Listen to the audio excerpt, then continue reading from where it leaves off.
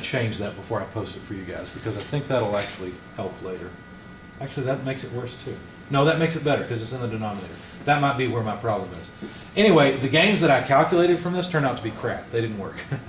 So I know something's wrong in my units, and I just realized I bet that's where it's at. So I know this is right, but I think that might be a problem. So I'm going to try and fix that. Anyway, what do you do with this? Once you've got the ultimate gain and the ultimate period, what do you do? Well, you go and you use tuning rules, and everybody calls them Ziegler-Nichols tuning rules, and they get confused because Ziegler-Nichols has a tuning method and rules to use once you've gotten measurements from their method. Does that kind of make sense?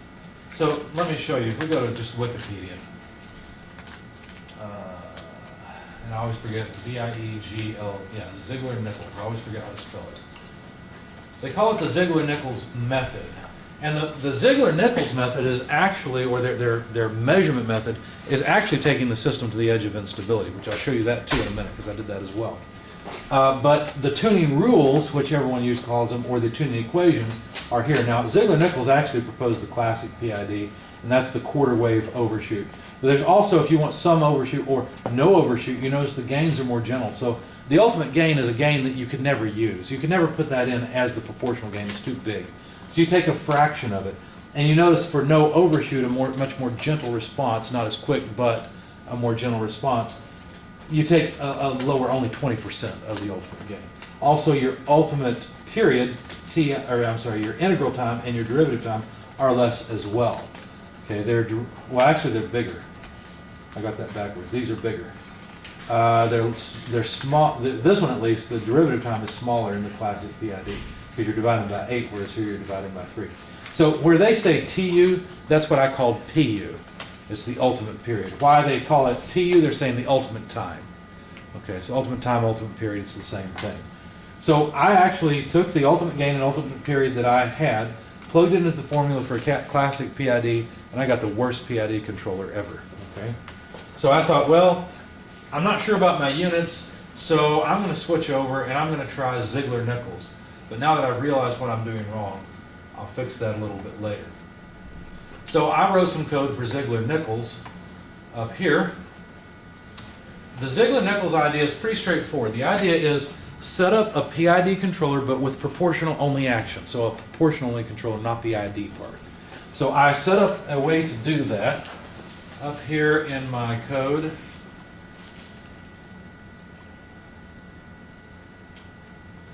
Right here. Set tunings. I've got a proportional only controller because I've set KP to 5, TI and TD to 0, and then this, don't worry about this, just set it to a 1 for our purposes. I may change my mind on that later, but I tried it at a 0 and it doesn't work hardly at all. It's for what's called an integrating system, which I don't understand yet, I'll just be honest with you. Okay. So this is where I'm setting the gain to try to find the maximum gain that would lead just to the edge of instability in Ziegler-Nichols tuning. So I have to, of course, enable my PID loop over here. And so I've set it to automatic, and notice in the Ziegler-Nichols tuning, I did not turn it off. Whereas in the Ostrom-Hagelin relay tuning, you do turn it off, because in Ostrom-Hagelin tuning, you're actually turning the signal on and off essentially between two levels. You don't want to use PID tuning. You're using it to calculate PID gains, but you want to shut it off. For Ziegler-Nichols, you need it on because you need a proportional controller. So that's what I did. And how does it work? This is the one that takes a little bit to wrap your head around. The first part's not too bad. While input is less than set point, so all I'm really trying to do, I set point to 3,500. That's my target, just like it was before with Ostrom-Hagelin. Okay, I want to go to that position. So what I did is I said, while input is less than set point, well, remember the carriage is going to start over here on the right. It's got to get there, right? So since I set the set point, that means the interrupt service routine that's running the proportional only controller now knows where I'm trying to go. And it'll actually turn on the motor to try to get there with a proportional only gain. Okay, so that actually starts the motor moving right there. I serial printed position 3,500 so I wouldn't forget where I was trying to go. I knew it would take a little while to get there, so I got time to serial print. So then I decided, okay, now it's time to wait until the carriage gets to 3500. So as long as input, the position, the encoder, is at a position less than or equal to 3500, then I just wait. Once I get to 3500, now I can go here and actually start the experiment. So now I'm at 3500, I'm moving forward. So what I did is I decided, again, just like in the Ostrom-Hagelin relay tuning, I decided to only do this 1,000 times because it's going to be an oscillation again. I thought I could get a good average out of it. Plus I could grab the Ostrom-Hagelin code that I'd already written, modify it, and have Ziegler-Nichols code. You'll notice this is very similar. There are some differences, but this is very similar. So now, remember our carriage is at the center line. It's moving in the forward direction, but the Arduino is a heck of a lot faster than that carriage is. Okay? So the Arduino, I went ahead and set up my loop so I could do this 1,000 times. I could do my experiment, but I went ahead and noted the time. So what time is it right now, once we've crossed the 3500 line? Okay, so then what I needed to do was capture how far the carriage went beyond the 3500 line. Does that make sense? Now I don't have to worry about trying to bring it back. The PID loop's going to do that anyway. I should ask you guys questions just like I did in thermo the other day. Everyone really liked it. So let's ask some questions here. If the carriage is moving over 3500, right? We're moving over it. What's going to make it come back? I don't see anything here because look, I'm basically what this does is I'm waiting for the carriage to come back. What's going to make the carriage come back? Why would the carriage come back? Is the interrupt service routine active? You got it. I've set the set point. The interrupt service routine is active. It's doing PID calculations, well, P calculations because IB is off. And it is analog writing to the motor. In fact, let's look at that. As soon as I say this ISR says, oh, now I know where you want to go, and now I can calculate error. If I can calculate error, I can sure calculate output, and if I can calculate output, I can sure drive that motor. Okay?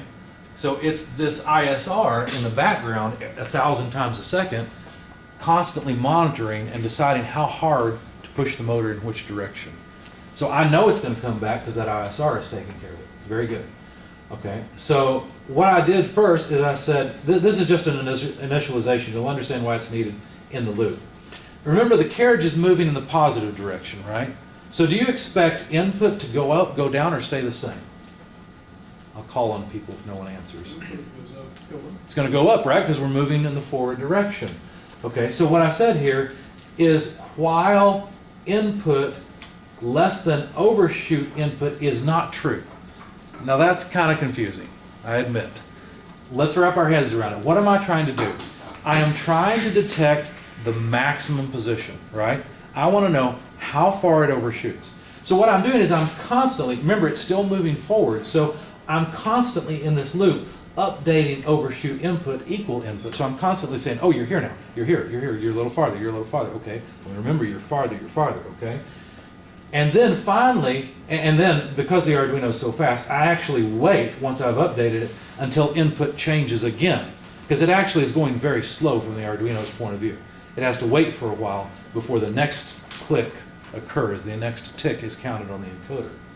Okay, so back here what I'm saying is, as long as input is not less than overshoot, now when would it be less than overshoot? Remember, input keeps going beyond overshoot, right? It keeps advancing.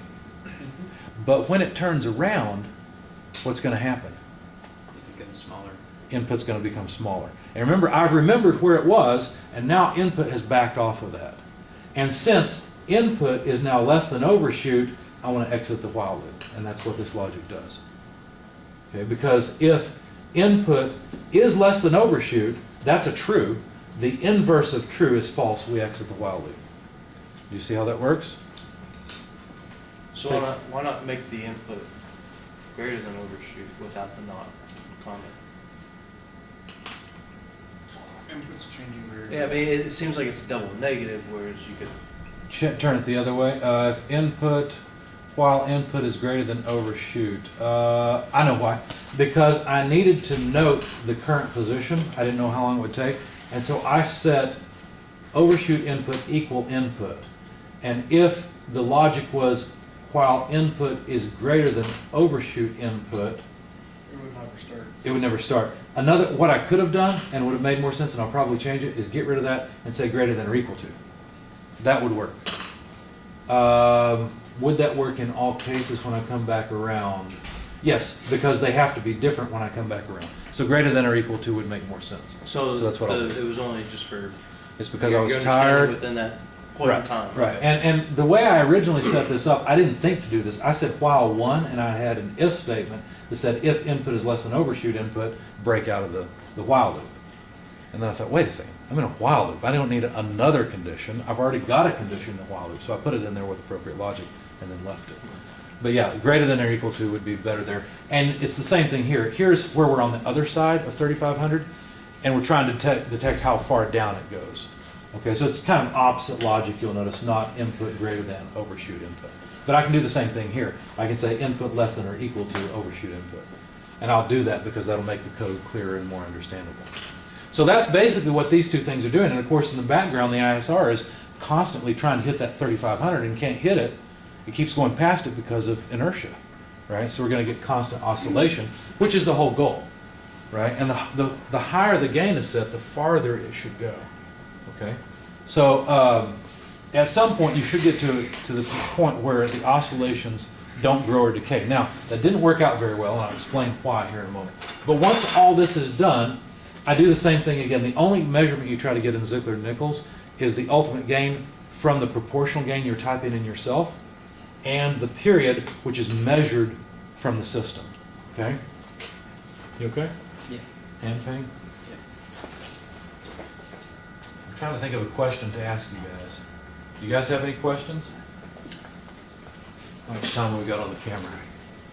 We're doing okay. We've got about 17 minutes left. Okay, so let's run this experiment at least, and then we should probably take another break, because I know that this is pretty boring. So let's see, I think I can just download it. It's plugged in, and we should see the response.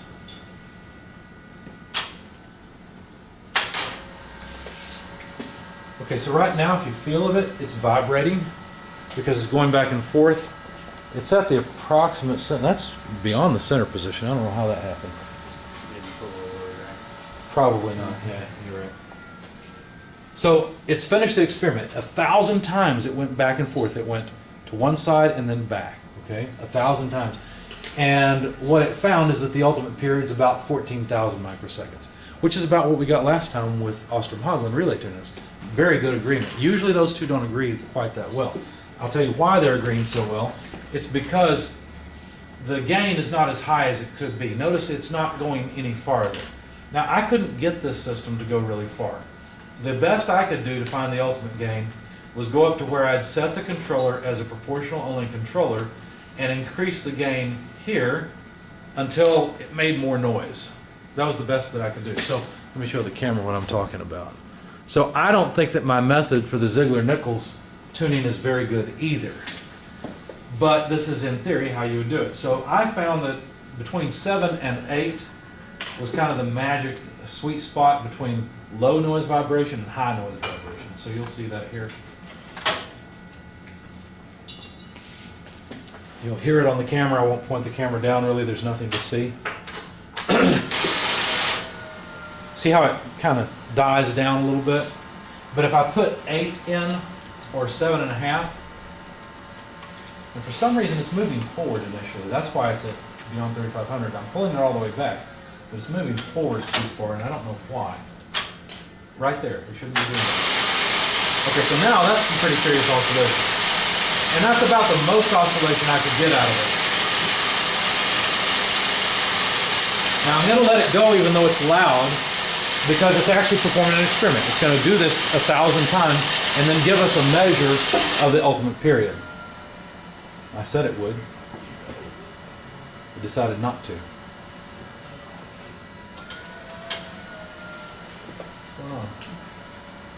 How are we not getting the, oh, it had to finish. There we go. So now we got 31,000 microseconds, which is a lot more. So again, I don't think that this is working quite like it should. I expected to see the oscillations grow farther and farther. I have a theory though. I think the reason that I can't get it to oscillate and the oscillations to grow is because there's so much friction between the rail and this slide, which actually kind of makes sense. Like I said earlier, if you're going to make something like this, you're going to make it out of the cheapest components you can get. There's no way you're going to put linear bearings on this, where it's got nice, smooth motion, right? You're just going to put a felt wiper or something on there to try to keep it clean and hope for the best. And that's what they've done here. So there's so much friction. Anytime you have a lot of friction or hysteresis, it makes the control problem more difficult. And that's what we've got here. I noticed while I was doing this test, it was slowly moving to the left. Was it? I'm probably picking up noise still. One of the things you didn't see early on was how much trouble I have had with noise with the system. And I thought a lot of the noise was coming from the motor or the power supply. The power supply and the motor both were causing a tremendous amount of noise and offsetting my counts a little bit. Also, I don't like the fact that it's moving first and then going to that 3500 position. It wasn't doing that earlier, well, last night. And I don't know why it's doing it now. I don't want to take the time to troubleshoot it though. I'm not going to worry about it. Although I'm curious. I'd like to know. One thing I like to do with an experiment like that is put while 1 at the end. And of course do a analog right to turn the motor off. It'll stop bothering me. I think the general ideas I've got here are correct, but I've still got a problem in the Ziegler-Nichols method and the Ostrom-Hagelin method. So I did what you guys have been doing. I played around with it and fiddled with it until I got some settings that seemed to work okay. So here are my settings. By the way, once you've got the ultimate period and ultimate gain from the Ziegler-Nichols method, what do you think you do with it? You put it into the PID system. Put it into the PID equations that I showed you before for the Ostrom-Hagelin system. You're trying to measure the same thing. You're trying to measure the size of the system. So the way you measure it is with the ultimate gain and the ultimate period. I'll tell everybody that watches this video and right now, that will probably be an exam question. What are you trying to do when you measure the system? Get the ultimate period, get the ultimate gain. You don't care how you do it. You can use any method you want. As long as you can get those things, you are sizing the system. You're measuring how much effort it takes to get the system to move. And once the system's moving, how far will it keep moving even when you try to pull it back? That's basically what you're doing there. Okay? And we can think about this intuitively. What about, I'm going to have to stop the camera in a minute and restart it, but what about a ship? If you were on a ship, right, you're on a cruise, and the captain lets you take the wheel, and you crank the wheel to the right, do you think that it's going to take, are you going to notice it turning very quickly? No. It'll start turning, you realize, okay, I want to be pointing right there, now the ship is pointing to the right, so I turn the wheel the other way. Well, it's going to take a little time, and then finally it starts turning the other way. And as soon as it's pointed where you want, you turn the wheel back because you've just crossed over center. Do you think that period is going to be fast or slow? Very slow, right? You and I have intuition for that kind of system. You know that we have tremendous amounts of inertia in a system like that. Now, what about an F1 car, a Formula One racer? You yank the wheel to the right. How long do you think it's going to take before the front of that car starts going to the right? It's going to be instant, right? So it has a very different characteristic response. It's much more responsive. Its ultimate period is much, much smaller. Whereas for the ship, the ultimate period is much, much larger. That's another good exam question. Here's a couple different systems. Which one do you think is going to have the larger ultimate period? In other words, which one responds slower? Okay. Another thing is the gain. It's how fast it responds based on how much you put into it. That's what the ultimate gain is all about also. Okay. All right. Let's see. What else? Okay, so I fiddled around with it. I started off with, I thought the Ziegler-Nichols was probably my best method, and so I tried some gains from it, about 60%. Didn't work. It was way too much gain, so I dialed it back with a proportional-only controller until I got the system to work all right, and then I started cranking up the integral gain, because what I noticed was when the proportional gain was too small, the carriage would move and kind of try to get to the position, but never make it. It just didn't have enough effort. And if I added integral, well, then it could make it, but it would kind of oscillate.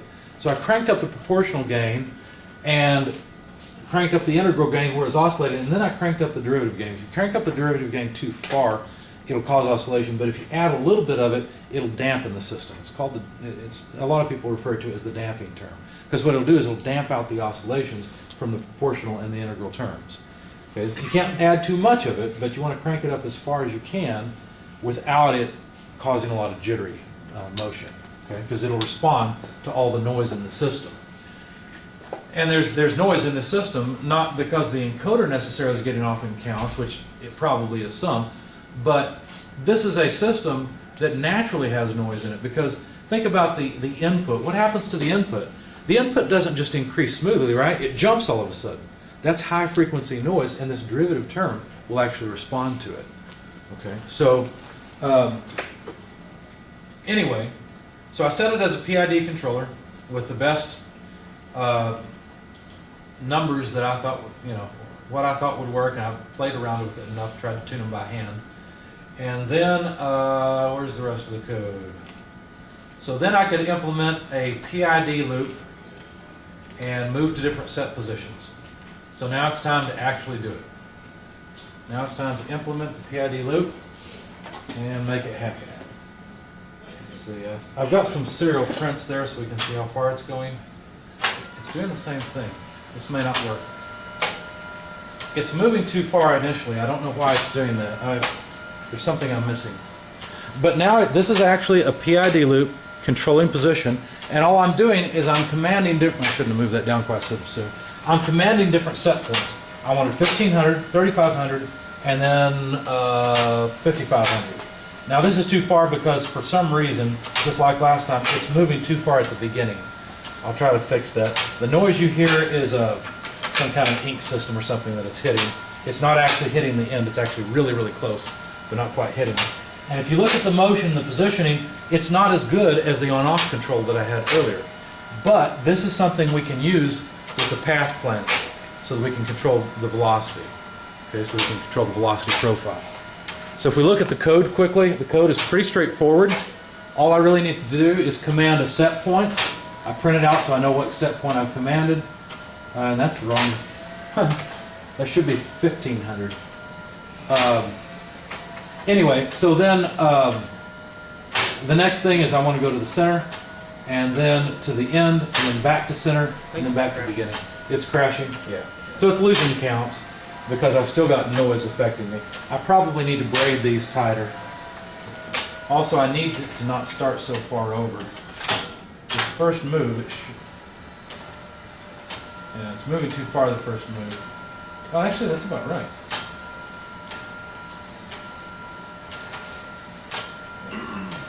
Now you notice when it stops, it still kind of struggles to stop, okay? But that was about the best numbers I could get. Now, will that work for what we're trying to do? Well, the thing that I'm going to add on top of this in the final version is the velocity profile stuff. The velocity profile stuff will not work quite like this. It'll be like this, but instead of commanding such a large jump in position, it'll more often command a smaller jump in position. So I think my PID loop will be okay as long as it's not having to deal with huge errors like I'm giving it here when I all of a sudden change the set point. Does that make sense? So I was almost to the point of, let me shut this off.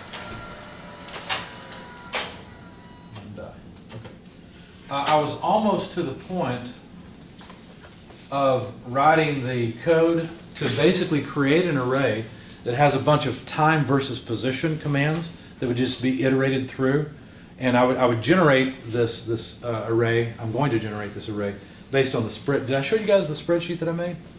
I haven't shown you the spreadsheet yet. There's what I'm missing. Let me find it quickly. No wonder I'm getting a blank stare. Actually, I need to ask you guys some questions. But I can't think of any good ones. The answer is yes. The answer is Let's just say the answer is 42. why don't you guys ask me some questions? I know you're a bit lost, probably. Yeah. So the ultimate period, when you set the KP, Yes. do you have to You have to change it later, and that's something that students are always confused about. Remember, I had a proportional only controller. I guess I should talk to the camera.